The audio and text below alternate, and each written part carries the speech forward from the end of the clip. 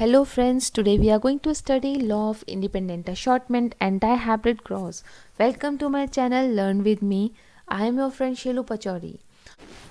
Dihybrid cross शुरू करने से पहले मैं आपको याद दिला दूं कि हमने monohybrid cross, law of dominance, law of segregation ये सब अपने पिछले वीडियो में डिस्कस किया था, जिसका लिंक आपको इस वीडियो के डिस्क्रिप्शन बॉक्स में मिल जाएगा। तो चलिए अब हम बात करते हैं डाईहाइब्रिड क्रॉस के बारे में। डाईहाइब्रिड क्रॉस में मेंडल ने दो कैरेक्टर्स चूज किए थे। Those two characters were colour of the seed and shape of the seed. Mendel ने देखा कि दो अलग अलग पी प्लांट की वेराइटीज हैं और कुछ पी प्लांट ऐसे हैं जिनके सीड्स येलो और राउंड है। Some of the pea plants were green and wrinkled. ये इनके फिनियोटिपिक कैरेक्टर्स हैं। फिनोटिपिक मतलब जिस तरह से वो दिखाई देते हैं या फिर उनका फिजिकल अपीयरेंस। इनका genotypic character can be represented as capital Y for yellow colour and for round shape it can be represented as capital R and capital R. Similarly, in the other hand, green को हम represent कर सकते हैं small Y से और wrinkle को represent करेंगे small are से। आपको ये एक और चीज़ ध्यान रखनी है कि हम डोमिनेटिंग जीन्स को हमेशा कैपिटल लेटर से रिप्रेजेंट करते हैं और रेसेसिव जीन्स को स्मॉल लेटर से रिप्रेजेंट करते हैं। तो यहाँ पर डोमिनेटिंग सीड्स कौन से थे? Yellow and round seeds. तो ऐसे प्लांट्स जो येलो और राउंड सीड्स बनाते हैं और ग्रीन और रिंकल सीड्स बनाते हैं, इनके जब गैमेट्स बनेंगे तो ये गैमेट्स ऐसे बनेंगे। येलो और राउंड सीड बनाने वाले प्लांट्स के गैमेट्स में होगा एक जीन जो कोड करेगा येलो कलर के लिए और दूसरा जीन कोड करेगा राउंड शेप के लिए। हम क्योंकि यहाँ पर डाईहाइब्रिड क्रॉस में दो कैरेक्टर्स ले रहे हैं, इसलिए दोनों कैरेक्टर का एलिलिक पेयर्स में से सिर्फ एक एक जीन ही ट्रांसफ़र होता है। ये हमने अपनी पिछली वीडियो में बहुत अच्छे से डिस्कस करा है। सेम चीज़ दूसरे प्लांट में भी होगी। ग्रीन के लिए जो स्मॉल वाई कोड कर रहे हैं, इन एलिलिक पेयर में से एक जीन गैमेट पे ट्रांसफ़र होता है और रिंकल के लिए स्मॉल आर के एक जीन इस गैमेट में ट्रांसफ़र होंगे। तो ये वाला प्लांट जितने भी गैमेट्स बनाएगा इन सब में होंगे कैपिटल वाई कैपिटल आर, और ऐसे प्लांट्स जितने भी गैमेट्स बनाएंगे इसमें सब गैमेट्स में स्मॉल वाई और स्मॉल आर होगा। मेंडल ने अब ऐसे प्लांट्स जिनके सीड्स येलो और राउंड होते हैं, उनके पोलन ग्रेन्स को या फिर उनके गैमेट्स को ऐसे प्लांट्स के साथ फ्यूज़ करवाया जिनके सीड्स ग्रीन और रिंकल्ड होते हैं। फ्यूज़ करने के बाद जो हमें F1 जनरेशन मिली वो कुछ इस तरह की थी। Capital Y small Y, capital R और स्मॉल आर। इसका मतलब इसमें कैपिटल वाई है और कैपिटल आर है, तो definitely they will code for yellow and round seeds, क्योंकि कैपिटल लेटर हमारा जो डोमिनेटिंग है वो है येलो और राउंड सीड। जब हमने F1 जनरेशन की ही एक प्लांट को दूसरे प्लांट के साथ सेल्फ पॉलिनेट करवाया, तो अब हमारे पास इस तरह से चार अलग अलग गैमेट्स मिलने के चांसेस हैं। Those 4 gametes can be like this. अगर ये कैपिटल वाई इस कैपिटल आर के साथ कंबाइन करेगा तो they will become yellow and round. अगर ये कैपिटल वाई इस स्मॉल आर के साथ फ्यूज़ करता है तो जो गैमेट्स बनेंगे वो होंगे येलो एंड रिंकल्ड। अगर ये स्मॉल आर वाई इस कैपिटल आर के साथ फ्यूज़ करेगा तो वो बनाएंगे ग्रीन और राउंड सीड्स। स्मॉल वाई अगर स्मॉल आर के साथ फ्यूज़ करेगा तो वो बनाएंगे ग्रीन और रिंकल सीड्स। ये चारों गैमेट्स हैं हर प्लांट्स के। अगर हम बात कर रहे हैं सेल्फ पॉलिनेशन की, तो यहाँ पर मेल के गैमेट्स भी वही होंगे तो यहाँ पर मेल के गैमेट्स भी वही होंगे जो फीमेल के गैमेट्स होंगे। अब हम इसको और अच्छे से इसको अच्छे से समझेंगे with the help of Punnett square. एक साइड में हम लिख देंगे किसी एक पेरेंट के गैमेट्स को, it can be a male और फीमेल, और दूसरी साइड में हम लिख देते हैं अपने दूसरे पेरेंट के गैमेट्स को। Let's take an example. यहाँ पर हमने मेल के गैमेट्स लिखे हैं। वो गैमेट्स जिनमें कैपिटल वाई और कैपिटल आर प्रेजेंट है, अगर वो ऐसे गैमेट्स के साथ फ्यूज़ करते हैं जिनमें कैपिटल वाई और कैपिटल आर है, तो जो हमारे रिजल्ट होंगे that will be capital Y capital R. अगर ये गैमेट्स ऐसे गैमेट्स के साथ फ्यूज़ करें जिसमें एक स्मॉल आर है, तो हमारा रिजल्ट होगा capital Y, capital R and one small R. Again the same gamete if it fuses with those gamete जिसमें एक स्मॉल वाई है और एक कैपिटल आर, तो हमारे को रिजल्ट मिलेगा capital Y, small Y and two capital hours.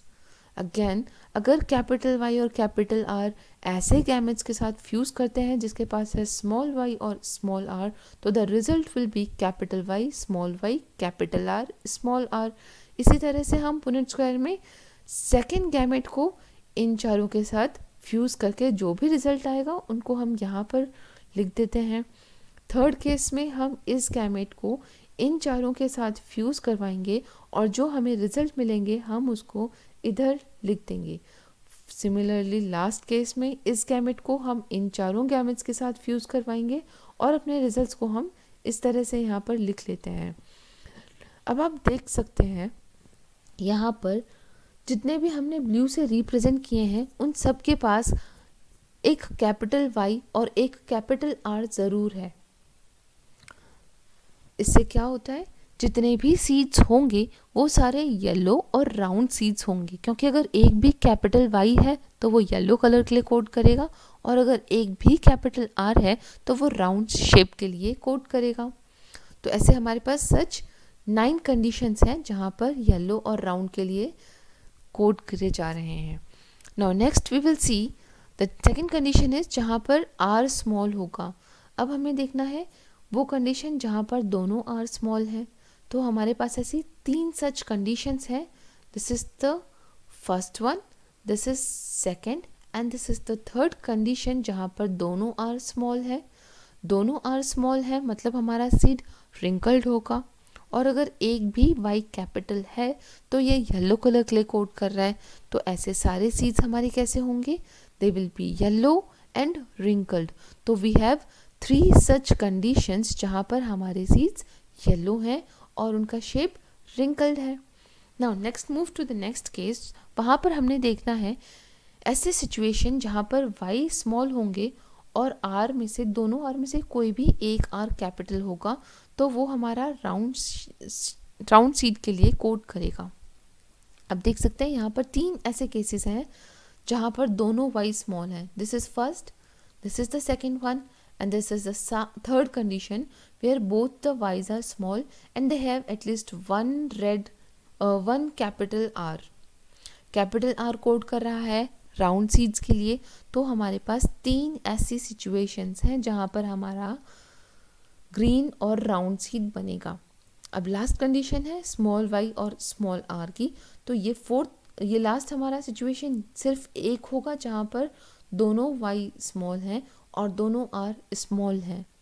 ऐसे जीन्स कोड करेंगे ग्रीन और रिंकल सीड्स के लिए. अगर हम इनका फिनोटिपिक रेशियो देखें तो the phenotypic ratio will be 9:3:3:1. 9 yellow and round seeds, 3 yellow and wrinkle seeds. ये 3 बता रहा है कि हमारे पास 3 ऐसे सिचुएशन है जहाँ पर seeds can be green and round and we have one such condition where the seed can be green and wrinkled. और इसका जीनोटिपिक कैरेक्टर होगा 1:2:2:4:1:2:1:2:1. तो this was the dihybrid cross. I hope आपको ये समझ में आ गया होगा. इसके बाद हम बात करते हैं लॉ ऑफ इंडिपेंडेंट असॉर्टमेंट की, जो कहता है कि in the inheritance of 2 pair of contrasting character.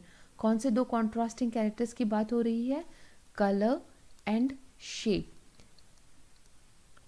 The factor of each pair of characters. Factors कौन से होंगे, जीन्स को मेंडल ने फैक्टर्स कहा है.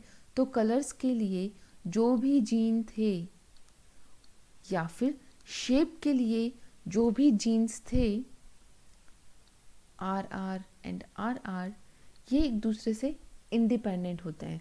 ज़रूरी नहीं है कि जब गैमेट का फॉर्मेशन होगा तो जैसे कि आपने अपने फर्स्ट केस में देखा था कैपिटल वाई और कैपिटल आर कंबाइन कर रहे थे, इधर स्मॉल वाई और स्मॉल आर कंबाइन कर रहे थे.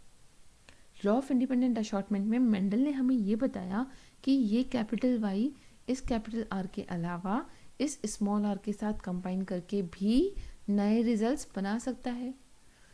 इसका मतलब ये इसके साथ बंधा हुआ नहीं है, इससे फ्री है। सिमिलरली स्मॉल वाई ज़रूरी नहीं है कि सिर्फ स्मॉल आर के साथ ही प्रेजेंट रहेगा। स्मॉल आई स्मॉल आर से अलग होकर कैपिटल आर के साथ भी कंबाइन हो सकता है और वो अपने अलग रिजल्ट्स शो कर सकता है। तो ये था हमारा इंडिपेंडेंट असॉर्टमेंट कि कैरेक्टर्स को कंट्रोल करने वाले जीन्स बंधे हुए नहीं हैं, एक दूसरे से फ्री हैं और नए रिजल्ट्स भी दे सकते हैं after combining with different genes of another contrasting character. तो आइए अब what is a quiz time. I want you to answer me in the comment section. आपका क्वेश्चन है, in the pea plant let symbol Y capital Y represents dominant yellow, symbol small y the recessive green, symbol capital R the round seed shape, and the symbol small r the wrinkled seed shape. A typical Mendelian dihybrid cross was carried out in the pea plant. Write the genotype of। आपको इन चारों के genotypes मुझे mention करके comment section में बताना है कि इनके जीन्स किस तरह से अरेंज होंगे। पहली कंडीशन है homozygous dominant and recessive plant. Second, gametes produced by both the parents. Third, F1 offsprings. Fourth, gametes produced by F1 offspring. अगर आपको मेरा वीडियो अच्छा लगा हो तो इसको लाइक, शेयर और सब्सक्राइब ज़रूर करिएगा।